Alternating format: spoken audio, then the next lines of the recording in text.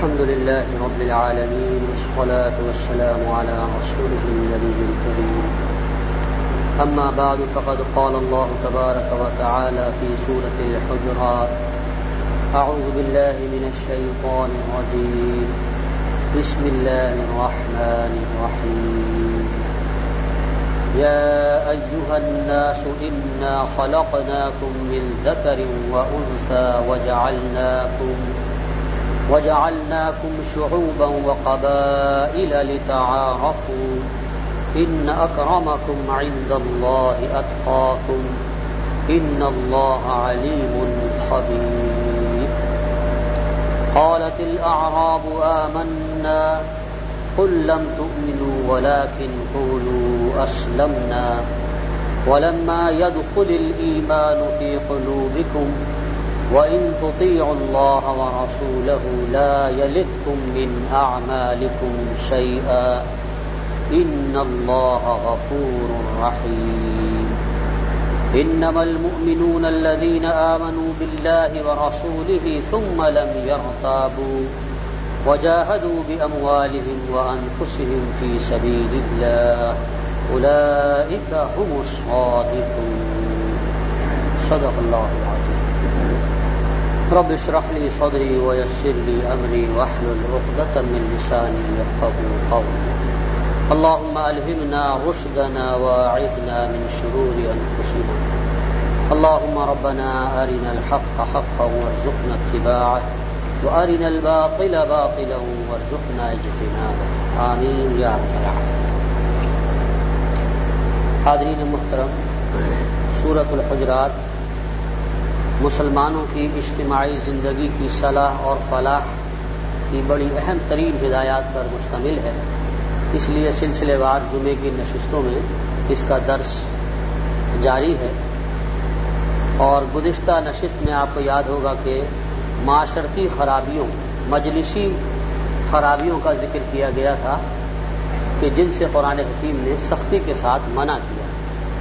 6 برائیاں ایسی ہیں کہ جو آپس میں ایک دوسرے کے اندر بغض و عداوت اور دلوں میں کدورت پیدا کرنے کا باعث بنتی ہے اور معاشرے میں بہت عام ہیں. چنانچہ قرآن حکیم نے بڑے اہتمام کے ساتھ ان کو 3 کے 2 مجموعے میں تقسیم کر کے بیان کیا تاکہ یاد رہے. 3 خرابیاں وہ ہیں، 3 مجلسی برائیاں کہ جو رو در رو کی جاتی ہیں آمنے سامنے، برسر عام، برسر محفل. اور 3 خرابیاں وہ ہیں جو پیٹھ پیچھے اندر ہی اندر انسان انجام دیتا ہے، دوسرے کو اس کی خبر نہیں ہے، چاہے وہ موجود ہو یا غیر موجود ہو. تو یہ جو 3 خرابیاں ہیں جو اندر ہی اندر انسان اپنے پالتا ہے، ان پر عمل کرتا ہے، یہ بھی حرام ہیں، یہ بھی گناہ عظیم ہیں. اور وہ 3 خرابیاں کہ جو رو در رو اختیار کی جاتی ہیں وہ بھی گناہ ہیں. تو 3 کے 2 مجموعوں میں الگ الگ آیات میں اللہ تعالیٰ نے ان کو گنوایا. میں صرف ان کو گنوا دیتا ہوں اس وقت کیونکہ تشریح تو ان کی ہو چکی ہے. سب سے پہلی چیز جو اللہ تبارک و تعالیٰ نے منع فرمائی وہ یہ کہ کوئی قوم کسی دوسری قوم کا مذاق نہ ہو. تمسخر و استہزاء، ایک دوسرے کی بھد اڑانا، ایک دوسرے کا تمسخر کرنا. نہ افراد یہ کام کریں، نہ کوئی قوم، نہ گروہ، اور نہ ہی خواتین یہ حرکت اختیار کریں، ان کو علیحدہ سے خطاب کیا گیا. تو تمسخر و استہزاء اس سے منع کیا. نمبر 2، عیب چینی، الزام تراشی، کسی کے اندر عیب کی نشاندہی کرنا، یہ بات بھی بہت بری ہے اور برسر عام کی جاتی ہے. اسی میں طعنہ بھی آ جاتا ہے، طعنہ دینا. لفظ کے اصل میں کئی معنی ہیں، اس لیے بعض علماء نے ترجمہ کیا ہے طعنہ دینا، اور بعض نے کیا ہے عیب چینی، کسی کے اندر برائیاں ٹھوس دلیل کے اس سے جو ہے سوء ظن رکھنا، یہ سے منع کیا گیا.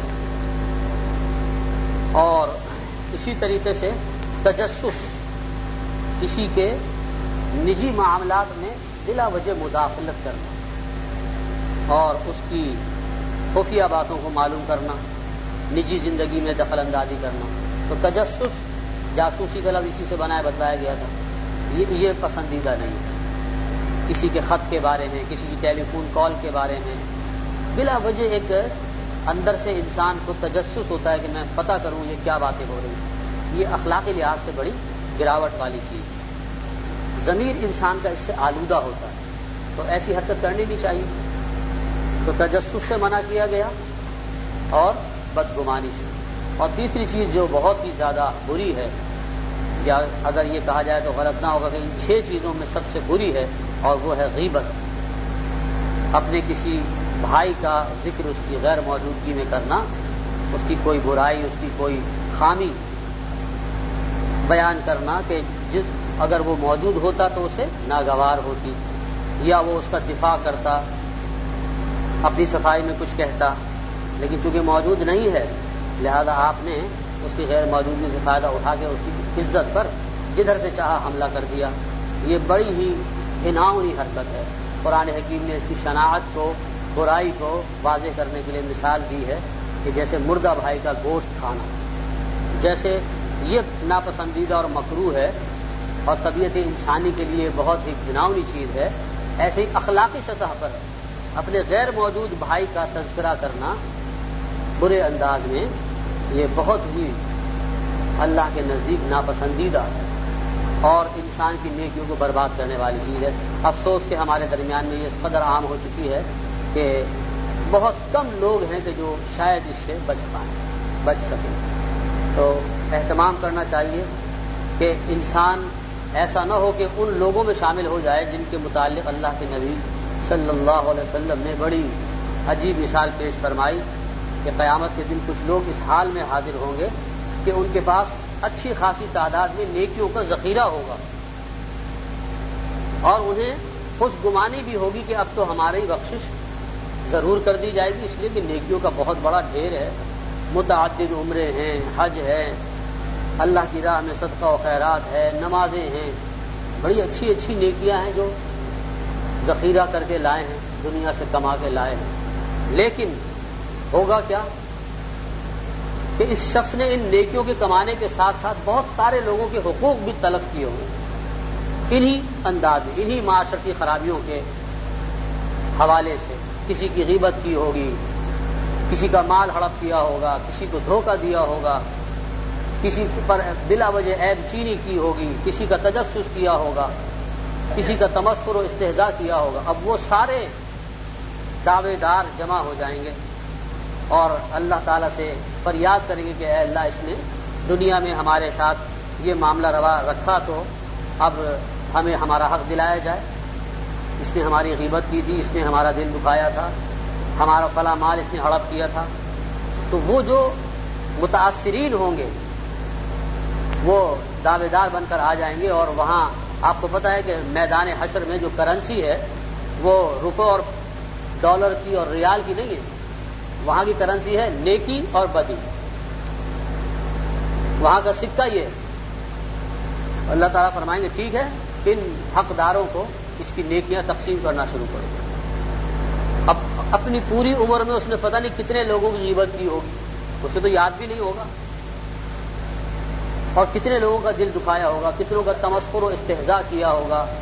یہ جو 6 خرابیاں یہاں بیان کی گئی ہیں، اگر ہم باریک بینی سے اپنی زندگی کا جائزہ لیں تو ہم روزانہ ان 6 برائیوں میں نہ صرف مبتلا ہوتے ہیں بلکہ سینکڑوں انسان ہم سے متاثر ہوتے ہیں، ان کے حقوق تلف ہوتے ہیں.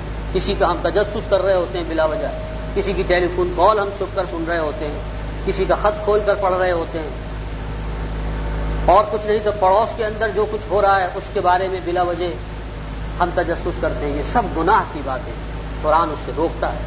تو یہ ساری چیزیں جب وہاں سامنے آئیں گی تو نیکیاں تقسیم ہونی شروع ہو جائیں گی، اور دیکھتے ہی دیکھتے وہ نیکیوں کا بڑا ذخیرہ کہ جس پر اس شخص کو بڑا مان تھا وہ تمام دعوے داروں میں تقسیم ہو جائے گا. اب یہ بیچارہ خالی ہاتھ. لیکن ستم یہ ہے کہ ابھی دعوے دار ختم نہیں ہوئے. نیکیاں تو اس نے کمائی تھی تھوڑی، اور لوگوں کا دل دکھانا اور غیبت کرنا یہ کثرت کے ساتھ کیا تھا. اس کو خیال ہی نہیں تھا کہ اس کی بھی کوئی باس پرس ہونی. چنانچہ دعوے دار جب بچ جائیں گے اور نیکیاں اس کے پاس ختم ہو گئی تو اب کہا جائے گا کہ اچھا اب ایسا کرو کہ جو دعوے دار ہیں ان کو نیکیاں تو نہیں دی جا سکتی، تو اب ان کو راضی کرنے کا ایک ہی طریقہ ہے کہ ان کی بدیاں اس کے اوپر لا دو، ان کے گناہوں کا بوجھ ہلکا کرو. کیونکہ میں نے عرض کیا نا کہ وہاں کی جو کرنسی ہے، جو لین دین ہے، وہ نیکی اور بدی کے حوالے سے، کوئی اور چیز کام آنے والی نہیں ہے. چنانچہ ان دعوے داروں کے گناہ اس کے اوپر لادے جائیں گے، اور ہوتے ہوتے جب وہ سارے دعوے دار نمٹیں گے تو صورتحال یہ ہوگی بڑی عجیب صورتحال. برعکس کہ شروع میں تو اس کے پاس بڑی نیکیاں تھیں، اور اب اس کے کندھوں پر جو ہے وہ گناہوں کا ایک بوجھ ہوگا، ناکردہ گناہوں کا جو اس نے نہیں کیے، دوسروں نے کیے تھے، لیکن بطور سزا چونکہ اس نے دل دکھایا، اس نے غیبت کی، اس لیے یہ ساری خرابیاں جو جن کی یہاں سورہ الحجرات کی آیت نمبر 11 اور 12 میں اللہ تعالیٰ نے ذکر فرمایا، اس میں چونکہ یہ ملوث رہا تو لہذا سزا کے طور پر دوسروں کے ناکردہ، دوسروں کے کیے ہوئے گناہ جو ہیں وہ اس کے کھاتے میں ڈال دیے جائیں گے، اور یہ دوسروں کے گناہوں کا بوجھ اپنے کاندھوں پر اٹھا کر جہنم رسید کر دیں. حضور اکرم صلی اللہ علیہ وسلم نے فرمایا، لوگوں جانتے ہو یہ ہے میری امت کا مفلس انسان. مفلس اس کو نہیں کہتے جس کے پاس درہم و دینار نہ ہو. مفلس شخص وہ ہے کہ جو نیکیاں کما کے جائے لیکن وہ نیکیاں اس کے کام نہ آ سکیں، وہ نیکیاں تقسیم ہو جائیں دعوے داروں میں، اور پھر گناہوں کا دوسروں کے بوجھ اٹھا کر یہ شخص جہنم رسید.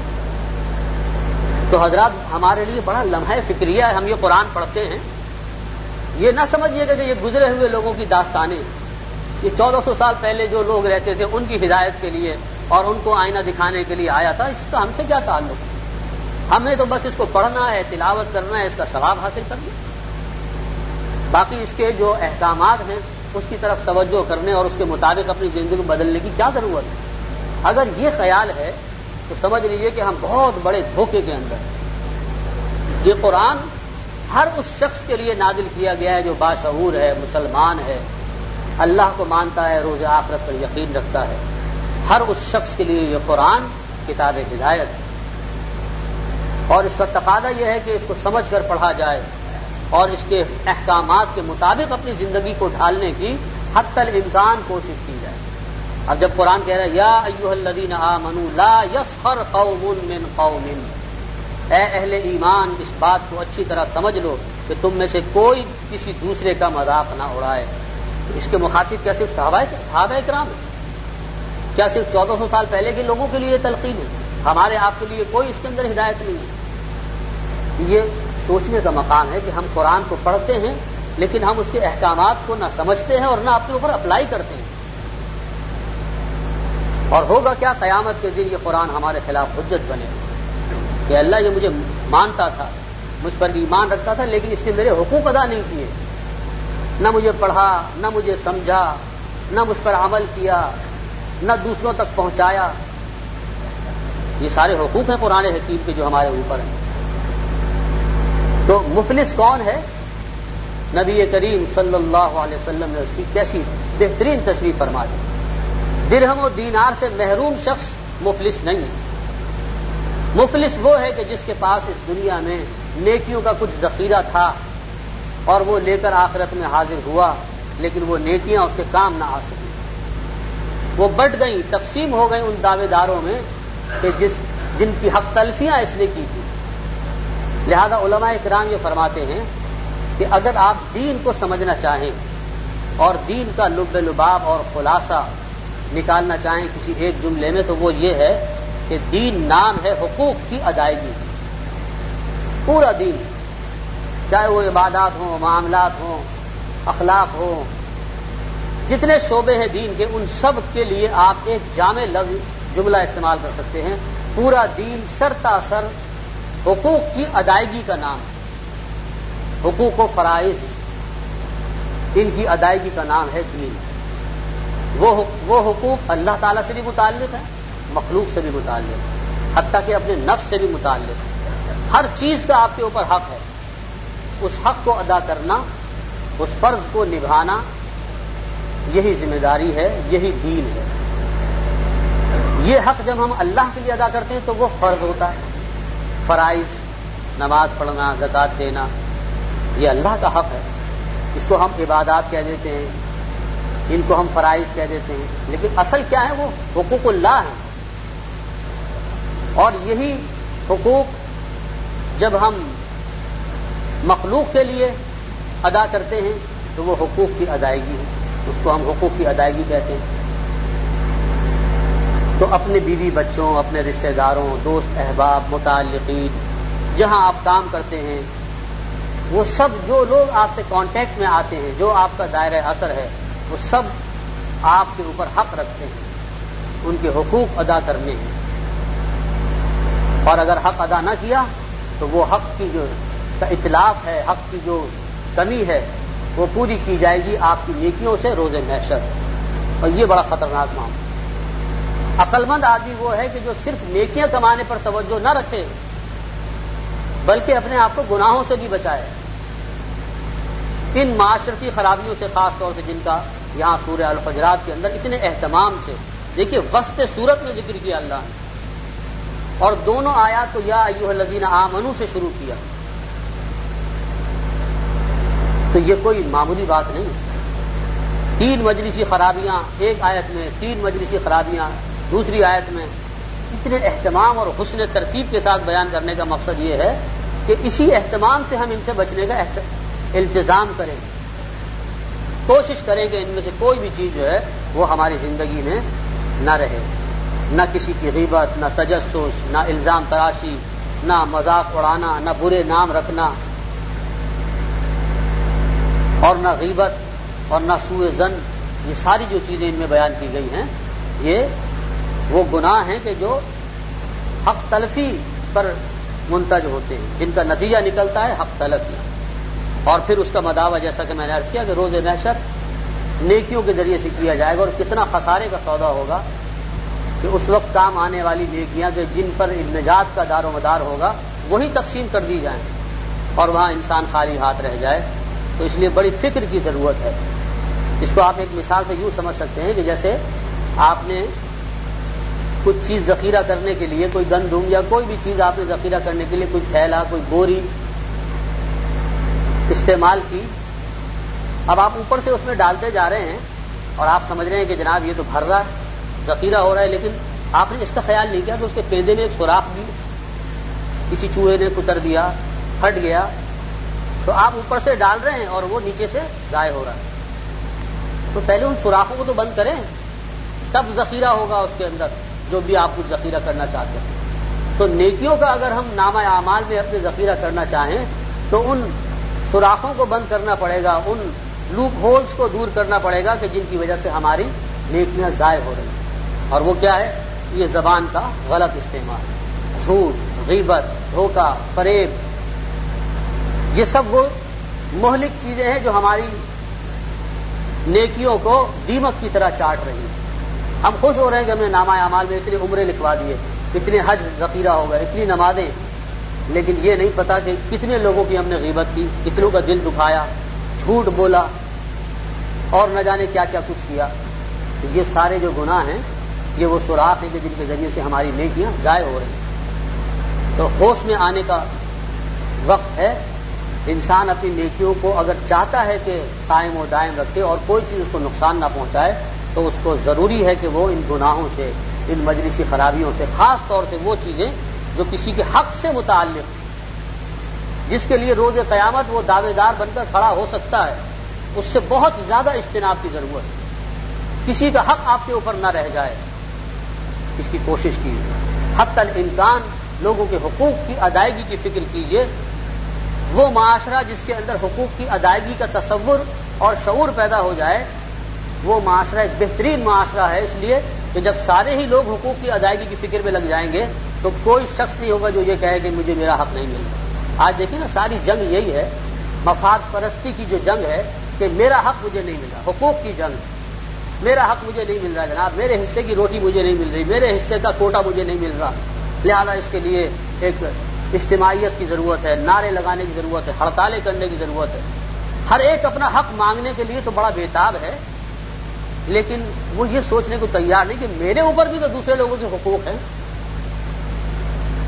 اگر یہ شخص دوسروں کے حقوق کی ادائیگی کے لیے اتنا ہی فکر مند ہو جائے جتنا آج یہ اپنے حق کو لینے کے لیے فکر مند ہے، تو یقین کیجئے کہ معاشرے کے اندر جو ہے وہ چین اور سکون پیدا ہو، اور یہ بدامنی اور یہ مفاد پرستی جو ہے یہ نہ رہے۔ تو بہرحال ہمیں اس بات کی طرف توجہ دینی چاہیے کہ ہم اپنی زندگی اس طرح گزاریں کہ کسی کا کوئی حق ہمارے ذمہ نہ رہ جائے، ہم نہ کسی کی غیبت کریں، نہ کسی جھوٹ بولیں، نہ کسی کو دھوکہ دیں، کسی کا کوئی حق نہ ماریں، نہ مالی لحاظ سے نہ اخلاقی لحاظ سے۔ اور اس کی ایک ہی صورت ہے کہ قرآن حکیم کی ان آیات بینات، ان جیسی متعدد آیات ہیں، انہی پر موقوف نہیں ہے، لیکن یہاں چونکہ اللہ تعالیٰ نے اہتمام کے ساتھ گنوا کر جمع کر کے بتلایا ہے کہ دیکھو تمہاری مجلسی زندگی کے اندر یہ جو تمہاری نشست و برخاست ہے، یہ جو تمہاری گفت و شنید ہے، اس میں یہ جو بے احتیاطیاں ہیں، یہ جو 6 خرابیاں ہیں، یہ تمہیں لے ڈوبیں گی۔ ان سے اگر نہ بچے تو یہ ایسی زبردست حق تلفیاں ہوں گی اس کے ذریعے سے کہ تمہارے وہم و گمان میں نہیں ہوگا کہ اس کے متاثرین کتنے زیادہ ہیں۔ وہ مشہور محاورہ ہے، آپ نے بھی سنا ہوگا کہ تلوار کا زخم بھرنا آسان ہے لیکن زبان کا زخم مندمل ہونا بڑا مشکل ہے۔ زبان کی جو کاٹ ہے نا، یہ انسان کے قلب تک جاتی ہے، دل پارا پارا ہو جاتا ہے انسان کا۔ زہریلے کلمات، اس قسم کی گفتگو جب اس سے کی جاتی ہے تو اس کے دل تک اس کا گھاؤ جاتا ہے۔ جسم کا اور بدن کا جو زخم ہے یہ تو بہت جلدی بھر جاتا ہے، لیکن دل کا زخم، زبان کا لگایا ہوا چرکا جو ہے یہ بہت مشکل سے بھرتا ہے۔ تو لہذا اس بات کی طرف ہمیں توجہ دینی چاہیے کہ یہ جو 6 مجلسی خرابیاں قرآن حکیم نے بیان کی، ان کو ہم کوئی معمولی چیز نہ سمجھے، سرسری سمجھ کے گزر جائیں گے، یہ تو بس ایسے ہی معمولی سی اخلاقی تعلیم ہے، کوئی بہت بڑی اہم بات نہیں ہے۔ بس یہی تو ہے کہ کسی کا مذاق نہ اڑاؤ، کسی کا برا نام نہ رکھو، کسی سے سوء ظن نہ رکھو، کسی کی غیبت نہ کرو، تو یہ تو معمولی سی باتیں ہیں، لیکن معذرت کے ساتھ یہی معمولی باتیں وہ سوراخ ہیں کہ جو ہماری ساری نیکیوں کا ذخیرہ ضائع کر رہے ہیں، تو ان کو بند کرنا انتہائی ضروری ہے۔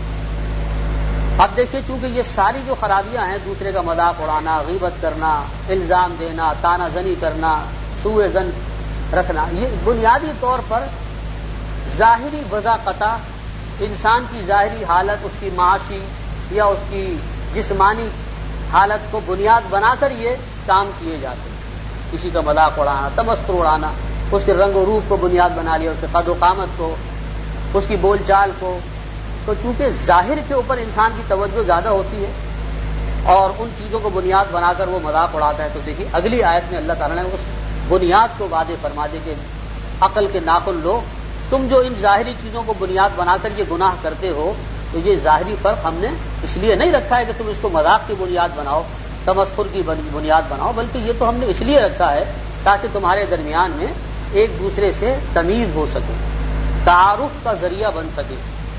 چنانچہ فرمایا یا ایھا الناس انا خلقناکم من ذکر و انثی، اے بنی نوع انسان، ہم نے تم کو تخلیق کیا ہے ایک مرد اور ایک عورت سے، آدم اور حوا کی تم سب اولاد ہو۔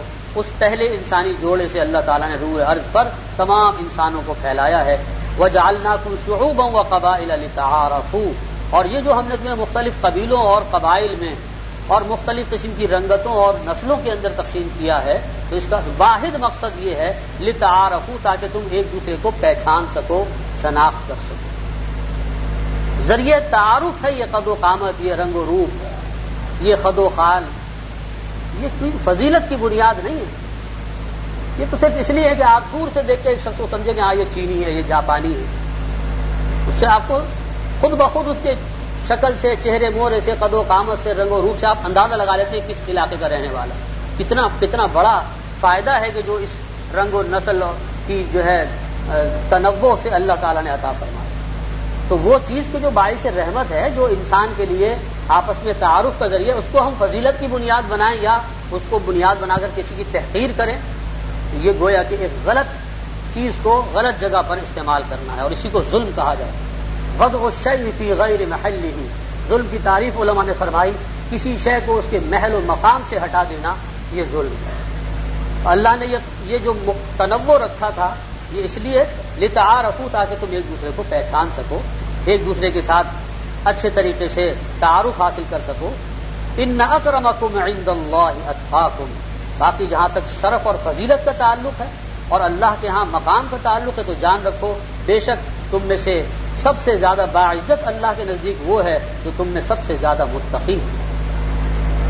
اب دیکھیے تقویٰ کا تعلق ظاہر سے نہیں، تقویٰ تو اس باطنی کیفیت کا نام ہے کہ جس کو ہم پرہیزگاری، للہیت، خدا خوفی سے تعبیر کرتے ہیں۔ جس کے اندر خدا خوفی ہے، جو اللہ کے دربار میں حاضری اور اپنے تمام اعمال کے محاسبے کا احساس اور شعور رکھ کر زندگی گزار رہا ہے، ایک محتاط زندگی، قدم قدم پر پھونک پھونک کر چل رہا ہے، طرز عمل ہے جس کو کہتے ہیں تقویٰ۔ اللہ تعالیٰ فرماتے ہیں ان اکرمکم عند اللہ اتقاکم، اللہ کے نزدیک تم میں سب سے زیادہ مکرم معزز وہ شخص ہے کہ جو تم میں سب سے زیادہ متقی ہے، اللہ سے ڈرنے والا ہے۔ ان اللہ علیم خبیر، یقیناً اللہ تعالیٰ سب کچھ جاننے والا اور پوری طرح باخبر ہے۔ معلوم ہوا کہ یہ رنگ و نسل، یہ خاندان، یہ حسب نسب، یہ فضیلت کی بنیاد نہیں، نہ اس کو تحقیق کی بنیاد بنایا جا سکتا ہے، نہ اس کی بنیاد پر کوئی فضیلت کا دعویٰ کیا جا سکتا ہے کہ جناب میں بڑے اونچے خاندان سے ہوں اور میرا قد تو بہت اونچا ہے اور میرا رنگ تو بڑا صاف ستھرا ہے، لہذا مجھے دوسرے لوگوں پر فضیلت ہونی چاہیے۔ قرآن نے اس کی جڑ کاٹ دی۔ یہ جو فرق ہے تمہاری رنگ و نسل میں، یہ تو صرف تعارف کے لیے ہے۔ اگر سارے انسان ایک جیسی شکلوں کو بنا دیا تو سوچیے کتنی مشکل ہوتی۔ دو جڑواں بھائیوں کے اندر تمیز کرنے میں بعض اوقات بڑی دشواری پیش آ جاتی ہے۔ تو اگر سارے انسان ایک جیسی شکل کے ہوتے، ایک ہی رنگ و روپ، ایک ہی قد و قامت، ایک ہی سانچے میں ڈھال ڈھال کر اللہ سب کو نکال دیتا تو کتنی مشکل ہو جاتی۔ تو اللہ نے تمدن کی آسانی کے لیے یہ تنوع رکھا ہے۔ اب بے وقوف ہے وہ شخص جو اس تنوع کو، اس فرق کو فضیلت کی بنیاد بنائے یا تحقیر و تذلیل کی بنیاد بنائے۔ اصل عزت اللہ کے ہاں اس کی بنیاد پر نہیں ہے کہ کس کو کیا قد و قامت دیا ہے، کیا رنگ و روپ دیا ہے، بلکہ اس پر ہے کہ وہ کتنا اللہ سے ڈرنے والا ہے، کتنی محتاط زندگی گزار رہا ہے اور اللہ کی ناراضگی سے بچنے کا اس کو کتنا خیال ہے۔ اللہ تعالی ہمیں بھی ان میں شامل فرمائے، اللہ تعالی ہمیں بھی ان میں شامل فرمائے، اللہ تعالی ہمیں بھی ان میں شامل فرمائے، اللہ تعالی ہمیں بھی ان